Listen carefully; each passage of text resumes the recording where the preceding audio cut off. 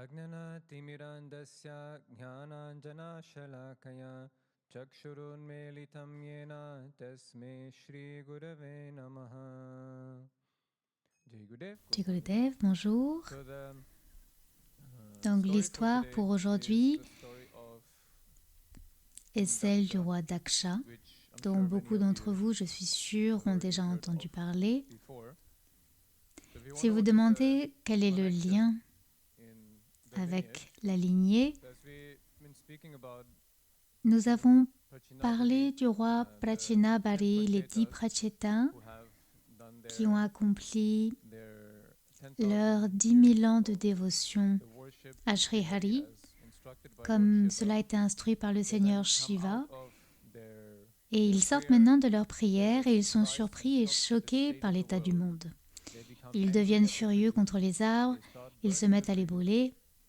The trees Les become arbres so ont scared tellement of the peur des Prachetas, Prachetas and by the advice of Lord que Brahma, sur les conseils they du Seigneur give their Brahma, ils daughter, donnent leur which fille is born of Kandu and qui Brahmlocha, est née du their Seigneur daughter Kandu Marisha, which et is the daughter of the trees, is a Brahmlocha, la fille Pracheta. des arbres. And so from her Et donc, there is born d'elle naît Daksha. Daksha. But Daksha Mais Daksha, is not the same ce n'est pas Daksha le même in Daksha, terms of the du same moins body. au niveau The du same corps. body of Il ne s'agit Daksha, pas du which même is the corps de story of Daksha the Daksha that we que know, because this celui dont story on connaît, is non? told Car in the beginning l'histoire of Canto 4, not est at the beginning. racontée au début du And actually canto it is 4 et the non au tout début. Et en fait, reincarnation c'est la of réincarnation de Daksha that Daksha is qui born naît ici. there. So I actually want to go Donc back j'aimerais to the revenir au beginning of début du Canto canto 4 4 so that we understand afin the de reason comprendre la why raison de sa he renaissance. had to take birth. And actually in this Et dans verse ce here, verset ici, which is canto 4, 30 chapitre verse 30, 48, verset 48, it says, il dit Echa brahmana adheshan marisham upayemire yasyam mahat avajnanat ajanya jana yonijaha. Following the order of Suivant Lord l'ordre de Brahma, all Brahma, the tous les Prachetas Prachetas accepted the girl acceptèrent as la their jeune wife. femme From the womb pour of this épouse. girl, a son of De Lord son Brahma ventre named naquit Daksha took Daksha, birth. le fils de Brahma. Daksha had to take Daksha birth dut from the naître du womb of ventre de Marisha Marisha due to pour avoir due to his désobéi disobeying et and manqué de disrespecting of respect Lord à Mahadev. Mahadev. Par Consequently, conséquent, he il had a to dû give up quitter his son body corps à 2 twice. reprises, Actually, en three réalité times. 3 fois. But this is the Mais il connection s'agit goes de on now. sa naissance So maintenant. here, Donc ici, what is important to il est understand important is de the pre-story, comprendre obviously. le contexte. This birth of Daksha, the La second birth of deuxième Daksha, is naissance de Daksha se produit uh, many years, let's say, many disons, years later, bien many des thousand années years plus later. tard, des milliers d'années So après. the first time he Sa was première born, naissance right in the remonte beginning donc of aux time. origines du monde. And he was born Et in and the story cette is histoire est actually told racontée par by Maitreya. Maitreya, And in chapitre chapter 1 of du Canto canto 4, 4. Il it says dit that, "My dear Vidhur, Mon cher the Vidur, population la of the population de universe was l'univers increased s'est by the ainsi accrue descendants of grâce aux these sages descendants de ces and the sages daughters of et aux Kardamuni. filles de Kartamuni. Anyone who hears Quiconque the entend la description description of de this cette dynasty dynastie with faith will be de released sages from all sera libéré sinful de toutes ses reactions." réactions pécheresses. Another of Manu's Une daughters, autre fille de known Manu, as Prashuti, connue sous le nom de married the Prashuti, son of Lord épousa le Brahma fils du named Seigneur Brahma Daksha. nommé Daksha. And so Daksha was then married Daksha to ensuite épousa Prashuti, Prashuti, who gave birth qui donna to naissance 13, à no 16, sorry, 16 daughters. 16 filles. 13 of those daughters 13 were d'entre elles given in marriage furent to données en Dharma. mariage à Dharma. One was given Une to fut donnée Pitru, à Pitru, one was given une to autre a Agni, été donnée à Agni, and this daughter's name et was cette fille s'appelait Swaha. so we know Nous the savons wife of donc Agni is que Swaha. l'épouse d'Agni est Swaha, qui est aussi la fille de Daksha. And one was given to Et une dernière fut donnée à Shiva, which obviously we que know nous as connaissons sous le nom de Sati. So, from those later, then Donc, unfolds à partir de the là, story. l'histoire se déroule. So then, in chapter 2 Dans le chapitre 2 of Je vous donnerai un bref résumé avec quelques détails. Peut-être que vous ne les connaissez pas encore. Et donc, on trouve, il y a une grande assemblée de sages et de demi-dieux, etc. Daksha arrive un petit peu en retard, mais Daksha est une grande personnalité, un grand Prajapati, un être rayonnant. Et lorsqu'il entre dans la salle d'assemblée, tout le monde se lève pour le saluer, y compris Brahma, qui est, disons, le précepteur de l'assemblée. Il se lève pour l'accueillir, mais le seul à ne pas se lever est le Seigneur Shiva. Daksha se met assez en colère contre Shiva et se met à le blasphémer et à l'insulter en public. Il l'insulte assez directement, lui disant comment il est toujours sale, qu'il n'a même pas pris la peine de construire un foyer pour sa femme, pour ma fille, qu'il fréquente toujours des mauvaises personnes, des serpents, etc. Il est donc très direct envers Shiva. Et il dit même, vous savez, quand votre beau-père, c'est comme une coutume, non, de saluer son beau-père. Et il n'a même pas ce respect envers moi. Et il continue ainsi.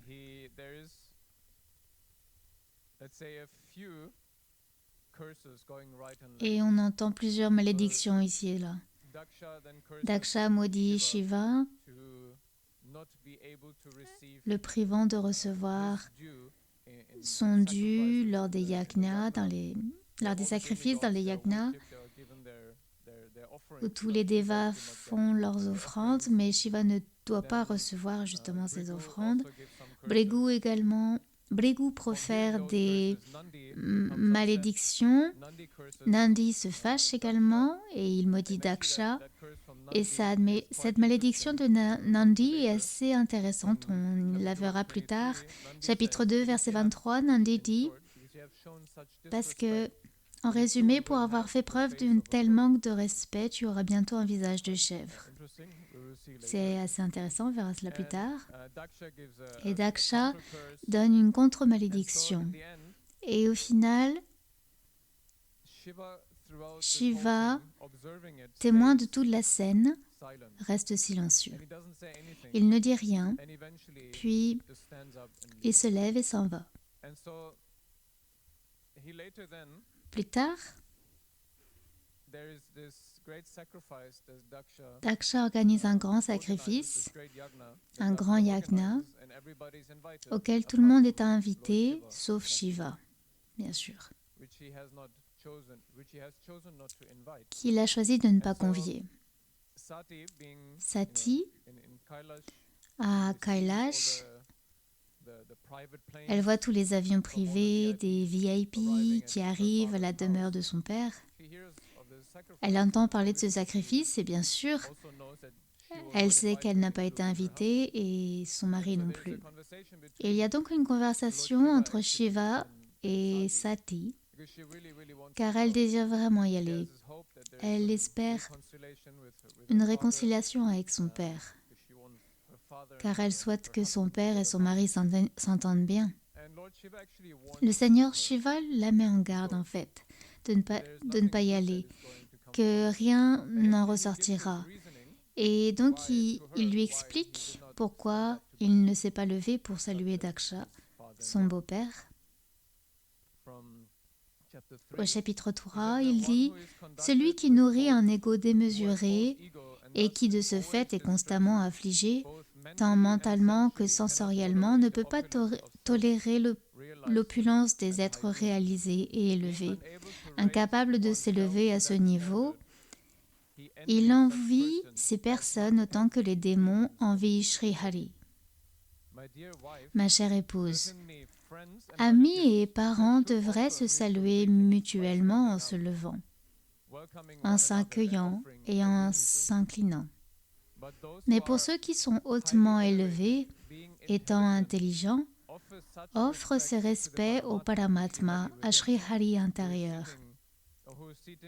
qui réside dans le corps, et non à celui qui s'identifie à son corps et est gonflé d'orgueil. Nous comprenons que Shiva a choisi de ne pas saluer Daksha pour une raison bien précise. En substance, il dit pourquoi saluer quelqu'un qui est imbu de lui-même. J'ai salué Daksha, mais j'ai salué son Paramatma intérieur. Je n'ai pas besoin de me lever pour lui. En me levant, je ne fais que nourrir son ego. Et donc à nouveau, il la met en garde, mais elle choisit malgré cela d'y aller. Le yagna ayant déjà commencé, Sati entre dans le lieu du sacrifice et son père choisit de l'ignorer. Sa mère et ses sœurs sont ravies de la voir, mais tous les autres, y compris les demi-dieux, l'ignorent complètement. Car voyant la réaction de Daksha, ils le craignent et donc ils ne la saluent pas. Elle en est profondément bouleversée et peut-être même plus triste que bouleversée.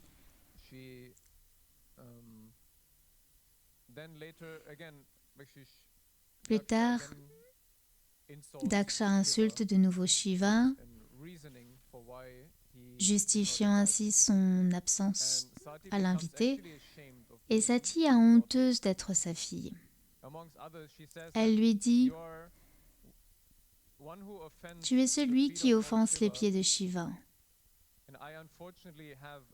Et j'ai le malheur de porter d'un corps qui est produit par toi. Honteuse de notre lien charnel, je te condamne, car le corps est souillé par notre union. » Elle choisit donc de s'asseoir au centre de l'arène. C'est ensuite récité avec beaucoup de détails. Comment consciemment, elle concentre sa Shakti le long de sa colonne vertébrale et la place sur son front, puis s'immole par le feu.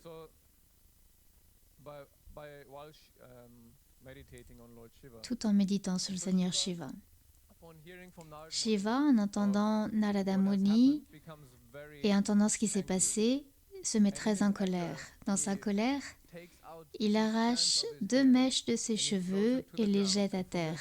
Et de ses cheveux naissent Virabhadra et Bhadrakali. Virabhadra est une forme terrifiante, noire aux multiples bras, qui se dirige vers le lieu où vivait Daksha et détruit tout sur son passage et tout le monde, allant jusqu'à trancher la tête de Daksha. Les demi-dieux approchent Brahma pour lui demander de l'aide. Et Brahma leur explique ensuite les erreurs qu'ils ont faites et il leur montre comment, en excluant le Seigneur Shiva, ils ne recevront pas la grâce de Vishnu, cette grâce qu'ils cherchaient, car le sacrifice, les services, est incomplet. Ils demandent donc « Que pouvons-nous faire ?» Et Brahma leur répond que nul ne peut même sonder la puissance de Shiva. Mais ce qui est encore plus grand que la puissance du Seigneur Shiva, c'est sa miséricorde, sa compassion et son pardon. C'est pourquoi le Seigneur Brahma leur demande ou les invite à le trouver, le Seigneur a demandé son pardon. Et donc, il les mène au mont Kailash. Et il y a une très belle description du mont Kailash, à quel point ce mont est beau et serein. En approchant Shiva, il le voit assis sous un arbre, plongé dans une profonde méditation, comme s'il était libéré de toute colère. Il le prie et lui demande pardon.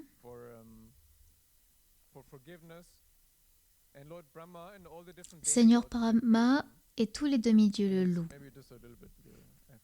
Peut-être un peu car j'ai trouvé cela assez amusant. Une des choses que Seigneur Brahma demande, c'est qu'il puisse ressusciter la mort de ceux qui ont été tués. Il demande que la tête de Daksha soit retrouvée Il demande, et c'est assez amusant, que par la miséricorde, l'auteur du sacrifice Daksha puisse retrouver la vie et que Bhaga retrouve la vue et que Bhrigu retrouve sa moustache et Pusha ses dents. Il semble que la moustache de Bhrigu a été coupée pendant le combat et qu'il pourra récupérer sa moustache. Je crois d'ailleurs qu'il a reçu la grâce de l'avoir repoussée.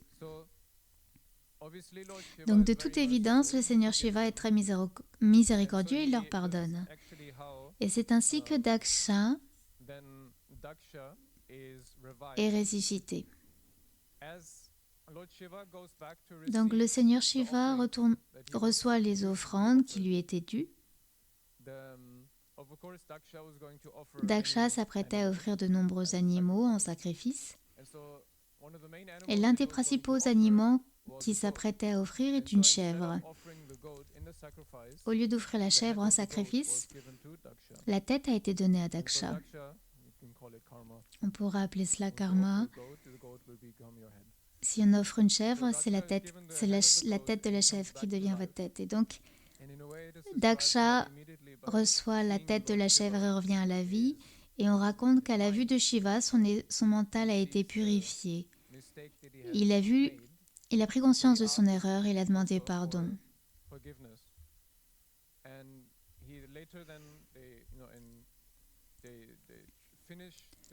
Donc ensuite, ils ont terminé le yajna et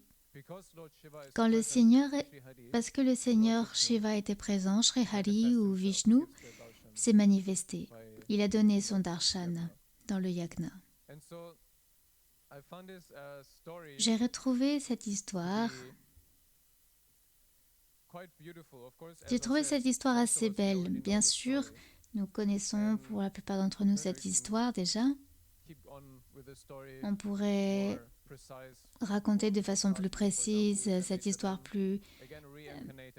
par exemple, Sati, comment elle se réincarne ensuite en Ambika, l'épouse de Himayan, seigneur des Himalayas, et ainsi de suite. Mais tout à la fin, en fait, de cette histoire, Kantoka, chapitre 7, verset 61, il est dit que si l'on écoute et réécoute avec foi et dévotion l'histoire du yajna de Daksha, tel qu'il fut accompli par le Seigneur suprême Vishnu, alors on est assurément purifié de toute souillure et de l'existence matérielle. Comme nous avons constaté avec l'histoire des Pracheta et leurs prédécesseurs, chaque récit se concluait par une prière en quelque sorte, allant dans le même sens. Et si vous écoutez et réécoutez ce récit, vous serez purifié de l'existence matérielle et de tout attachement. Vous serez purifié de cela, vous seriez purifié et vous trouverez le bonheur éternel. Il en va de même, bien sûr, avec chaque récit du Srimad Bhagavatam. Le Bhagavatam, qu'on le comprenne ou non, a un effet purificateur sur le mental. Il relate la relation de Dieu avec ses dévots. Et cela nous inspire à développer notre propre relation avec Shri Hari. L'exemple de Daksha illustre que l'un des plus grands obstacles sur le chemin spirituel, c'est l'orgueil. L'orgueil peut se manifester de bien de façons. On ne peut pas dire que Daksha était un mauvais roi ou une mauvaise personne. C'était un grand roi et probablement un homme de grande valeur. Il croyait fermement aux rituels védiques, avec les offrandes pour les demi-dieux. Mais en même temps, il agissait aussi pour intérêt personnel. Ce récit nous enseigne également combien il peut être dangereux de fréquenter des personnalités comme Shiva. Et j'en tire une leçon pour ma propre relation avec Guruji. Tout comme Daksha, aveuglé par son ego, il était incapable de voir Shiva pour qui il était vraiment, bien plus que son simple gendre. Et il s'attendait à ce que Shiva se lève, le révère et le couvre d'éloges. Mais il avait complètement oublié, ou il ignorait tout simplement, qui était Shiva. Sa perception, limitée par le monde matériel, l'empêchait de voir la réalité. Et de même, d'après ma propre expérience avec Guruji, il y a quelque chose qui ne peut pas arriver très vite. C'est que nous oublions, que ce soit directement avec lui ou indirectement, peu importe, nous oublions très vite la grâce immense qu'il a apportée à nos vies. Pour ma part, je n'ai rien fait pour mériter d'être ici. Rien. Et pourtant, il me permet d'être là. Que ce soit dans la vie quotidienne ou lors d'interactions personnelles avec lui, il arrive que certaines choses s'oublient très vite. Non pas intentionnellement, mais parce que nous sommes tellement repliés sur nous-mêmes, à la recherche de ce qui nous convient le mieux ou de ce qui est le plus confortable pour nous. Et Guruji nous donne si souvent des instructions incroyablement claires et directes face aux problèmes de notre vie. Pourtant, la plupart du temps, si ces instructions nous dérangent un peu, nous les modifions pour les adapter à notre propre confort.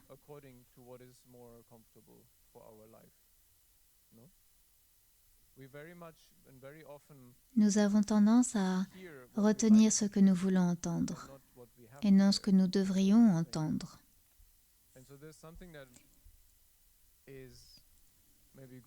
Il y a donc peut-être une leçon importante à tirer de l'histoire de Daksha. C'est l'importance d'écouter attentivement à ses paroles. Et oui, nous écoutons les récits du Bhagavatam, et Guruji ne cesse de répéter « Écoutez les satsangs, écoutez les satsangs, écoutez les récits ».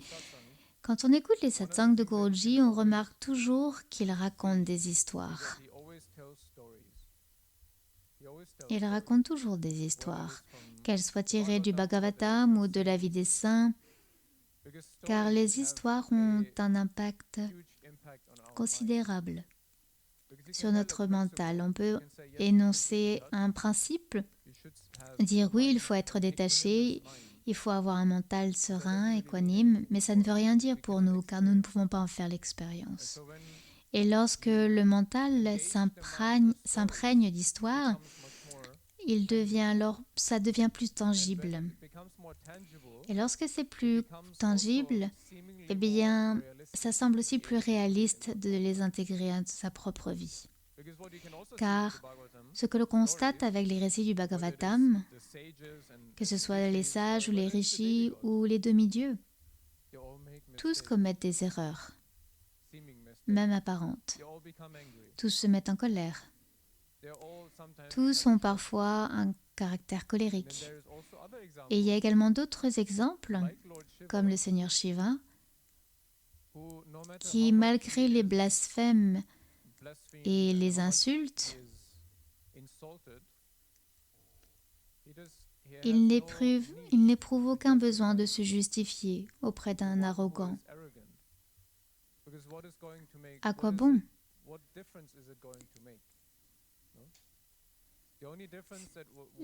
La seule différence, ce serait si Shiva se justifiait et insultait Daksha en retour. Que ferait Daksha? Est-ce qu'il changerait? Non. Ça empirerait même. Et c'est précisément ce que Shiva dit à Sati plus tard. La raison pour laquelle je n'ai pas raison d'y aller ou envie, c'est parce qu'il refuse de changer. Il refuse de se regarder en face et de reconnaître ce qu'il doit changer. Il n'est pas humble.